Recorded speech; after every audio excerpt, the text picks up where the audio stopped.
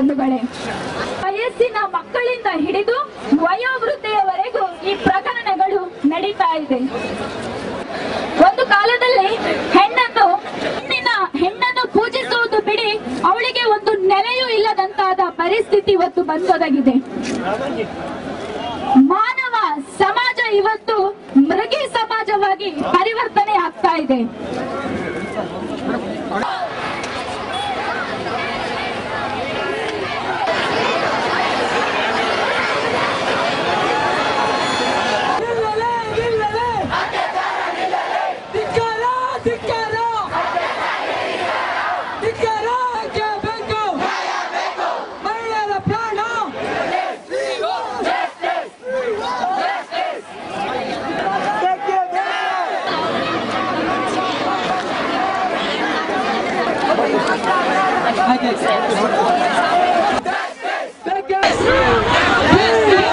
Government ಒಳ್ಳೆ protection ತಗೊಬೇಕು. ಯಾಕಂದ್ರೆ ಗರ್ಲ್ಸಿಗೆ ಆಲ್ರೆಡಿ ಮನೆಯಿಂದ ಹೊರಗಡೆ ಹೋಗ್ಲಿಕ್ಕೆ ಬಿಡೋದಿಲ್ಲ. ಇದೆಲ್ಲ ಆದ್ಮೇಲೆ ಕಾಲೇಜಿಗೆ ಹೋಗೋದು ಬೇಡ ಅಂತ ಹೇಳ್ತಾರೆ ಅವ್ರ ನಂತರ.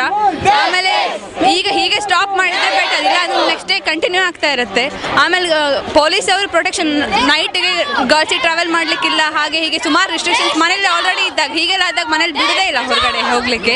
ನಾನು ಗೌರ್ಮೆಂಟ್ ಮತ್ತೆ ಪೊಲೀಸರಿಗೆ ಗರ್ಲ್ಸ್ಗೆ ಪ್ರೊಟೆಕ್ಷನ್ ಮತ್ತೆ ಸೆಕ್ಯೂರಿಟಿ ಕೊಡ್ಲಿಕ್ಕೆ ಕೇಳ್ಕೊಂತ ಇದ್ದೇನೆ. ಗೌರ್ಮೆಂಟ್ ಈಗ ಆಕ್ಷನ್ ತಗೊಂಡಿದ್ರೆ ಮುಂದೆ ಪ್ರತಿ ದಿವಸ ಇದೆ ಕಂಟಿನ್ಯೂ ಆಗ್ತಾ ಇರ್ತಾನೆ. ಆಮೇಲೆ ಡೆವಲಪ್ಮೆಂಟ್ ಇಂಡಿಯಾದಲ್ಲಿ ಹೀಗೆ ಇದ್ರೆ ಆಗ್ಲಿಕ್ಕೆ ಸಾಧ್ಯನೇ ಇಲ್ಲ. So I would like to ask security to girls by the police officers and even by the government. Thank you.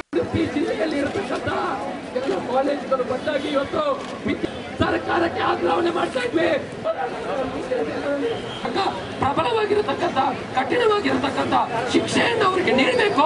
ಮುಂದಿನ ದಿನಗಳಲ್ಲಿ ಈ ತರದ ಯಾವುದೇ ನೀವೆಲ್ಲರೂ ಹೋರಾಟದಲ್ಲಿ ಭಾಗವಹಿಸಿರುವುದಕ್ಕೆ ನಿಮಗೆಲ್ಲರಿಗೂ ನಾನು ಅಭಿನಂದನೆಯನ್ನು ಸಲ್ಲಿಸುತ್ತೇನೆ.